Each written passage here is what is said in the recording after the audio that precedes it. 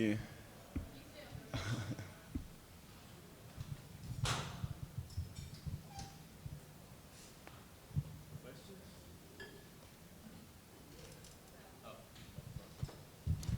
Just, do you think this is the deepest your receiver room's been since you've gotten to Tennessee?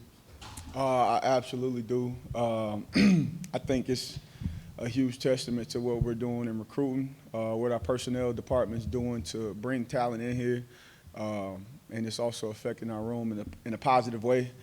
Guys are competitive on and off the field, and it's helped us grow, helped those guys individually grow a lot so far in camp. Kind of on that note, what has Ches Nimrod done this offseason to take these steps to put himself in position to excel in camp and see the field more? Yeah, he's done a great job for one of like changing his body. He's gained a lot of muscle. He looks different on the field because of that, and he's competing his butt off right now. He's had a really good camp. Today was probably his best practice that he's had since he's been here, just from a consistency and competitiveness standpoint. So I'm looking forward to see more out of him as he continues to train. He's done an awesome job so far. You've got, at least what we can tell, you've got Brew, Dante, and Mike Matthews all at the same spot. Do you ever wonder, like, how am I going to get all three of those guys on the field, or are you just enjoying the depth that you have there? All of our guys play multiple spots, right? Just on a given day, they might be at one spot, but each one of our guys has to play multiple positions. And that's why, because you have to have some position flexibility. So there may be times where Brew's got to go to slide or Mike's got to go to slide. They got to know each position. And I think that depth has forced those guys to put more on themselves to learn different positions so I can add value and get on the field, however that may be. So even if on a given day, if you see Squirrel, Chaz, and Mike at a spot, those guys can go play anywhere in our system. Kelsey, what have been your early returns with Brew working back from his injury from last year, and how agitated does he get when y'all have to say whoa and let's kind of hold back for a little bit now? That's kind of Brew. If you know him, you know he's anxious to go play and compete, which is a good thing from my standpoint. I would much rather hold a guy back and tell him hold up than have to get a guy to be aggressive. So it's actually a positive for him. It's just giving him the big picture. Our plan for him, kind of our workload plan for him, not getting him back in there too soon and putting a bunch of volume on him. He's done a good job of trusting that. He's done an amazing job of leading his room. He's one of the best leaders I've ever been around, player or coach in my career. So we're fortunate to have him in that role.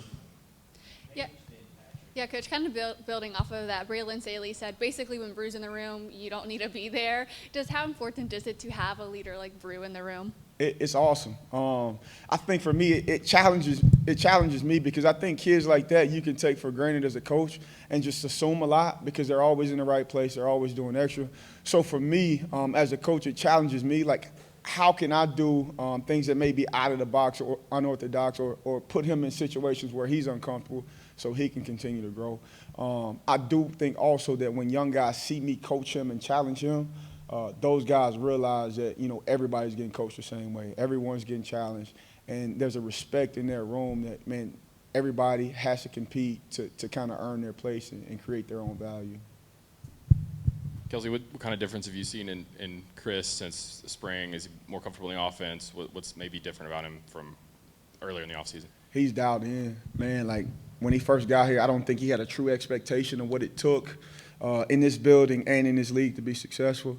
And right now he's in a really good spot. He's dialed in. He's getting extra meetings. He's getting extra film. Like, he's doing a great job of preparing. And I think as long as he does that and continues to do that, he'll give himself a shot, right? We still got to obviously make plays on Saturday, but as long as you prepare the right way, you always give yourself a shot to be successful. And he's doing that right now. I'm pleased with him. Coach, how is Dante Thornton different right now than he was at this point 1 year ago? As transparent as I can be, I think mindset. I think when he got here, there's a ton of nervousness, there's a ton of anxiety.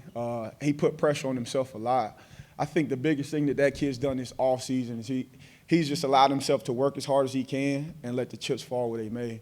And a lot of times when you do that as an athlete, you make more plays because you're a lot looser when you're playing. You're not so wound up and tightened up and putting pressure on yourself. So he's come a very long way as far as his mental makeup, He's built a lot of confidence, and it's because of a lot of work that he's done this offseason to gain that confidence. So Dante's in a good spot as well. Kelsey, what do you want to see from your receivers tomorrow night to deem it a successful outing? Yeah, I think for me, I want to see those guys compete in every facet. Man, I want to see them compete in the run game and get nasty and block their butts off. And obviously, when we got the ability to go make plays down the field, I want to see us do that. But I think a lot of times, like we think about those plays downfield as a wide out. But the things that makes receivers good are the details on third down and being able to move the chains. It's being able to play a game within a game and understand how to influence my opponent in run game as well as in pass game, or help myself with my split. So those little things are the things that I want to see us compete at, not necessarily just the big plays or when the ball's in the air. I want to see us compete in those small facets that kind of make up the game. Kelsey, can you talk about Nathan Laycock and his growth, maybe as you get to the start of fall camp, and then going back a little bit to Dante, how much more comfortable when you just moved him outside? Yeah. You talked about like the anxiety. Do you think the anxiety was maybe a little bit of playing inside versus just where he'd been outside most of his career? Yeah, I think it like these guys, they read things and, they come in with, their own expectations, and naturally they put a lot of pressure on themselves. So I think when Dante came in, it was pressure on himself to kind of go make plays and prove people wrong. And I've talked to him a lot this offseason about proving himself right. And I think naturally you get a calmness about that when you just make it about you. And you asked about Leacock. I think that guy's done a great job this offseason. He caught more balls than anyone this offseason. He's anywhere between like 12 and 13,000 balls, which was a huge area that he had to grow in. He's changed his body. He's healthy, and he's playing fast right now. And I think, you guys keep asking about growth from everybody. Man, I think the true equalizer is competition. Like, we've done a great job of putting talent in that room, and when there's talent in the room, there's an expectation to make plays, right? And as each guy in the room has done that, man, there's a guy on the side that's looking like, man, I got to go make that play because I got to earn playing time. And that's been a huge thing this offseason that's helped us be successful so far. Squirrel White's getting some preseason attention, the Oblitnikoff Award. He's on that preseason list. How have you seen maybe his connection with Nico strengthen, and what is he doing to continue his growth? Yeah, all that's great. That's more for, his family to enjoy than him. Those watch lists and awards, man, like, those things don't help us get results, right? So for him, it's continue to keep, the work ethic the main thing, right? You don't get anything for reputation. It's great that he's, kind of got a reputation out there, but he's got to continue to work. We don't live off reputation, right? And Squirrel's doing a great job of being in the building. He's got some own things that he's done a good job of managing this offseason. He's grown a lot, like, as a man. Football's always been important to him. When he got here to Tennessee, he has some growing up to do. He's light years ahead of where he was when he got on campus. As a human being, that guy's grown a ton. Another one on Squirrel. With all the competition in your room right now, how will that help him get even better? And then will it allow him to maybe play less snaps to where he's more fresh in the second half of football games? I think that's what depth is always a liberty, because you don't have guys like having to play 85, 90% of the snaps. We had a ton of injuries last year, which is going to happen, and really didn't have a lot of depth, and we were forced to play him a lot more. And with his frame, man, you want to make sure that kid holds up, especially with 16, 17-week season this year.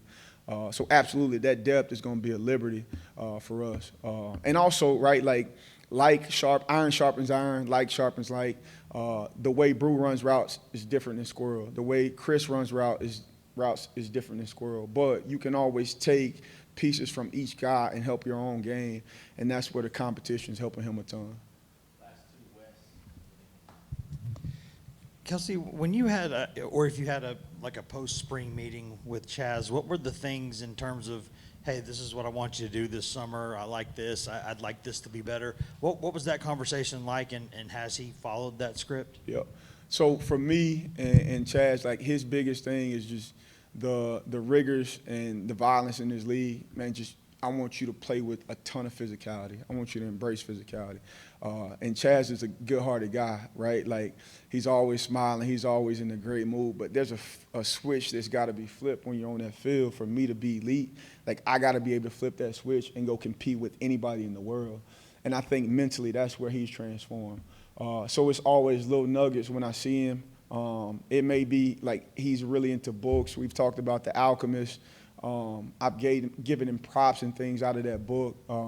But those are the type of relationships that help guys grow.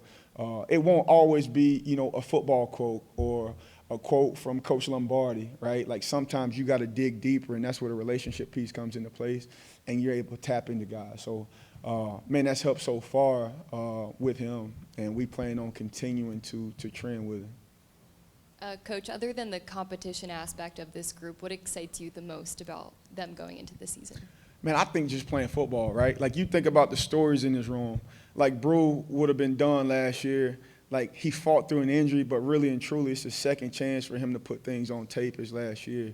You got a kid like Dante who comes from Baltimore. He comes to Knoxville, and he embraces everything about this community and his role with, his football family. You get Squirrel White, who's added an addition to his family, who's a great kid, but now he's growing into more of a protective role. Like, I can't wait to see these guys and their stories be played out on Saturday. I think that's what gives me an exciting feeling. Like, football is always fun, but the stories that attaches you to these guys and you're going through their journeys with them and then seeing that play out on Saturdays and those guys make plays, that's the awesome feeling, right? And then once the wins come behind that, it's cherries on top. Thank you. Thank you.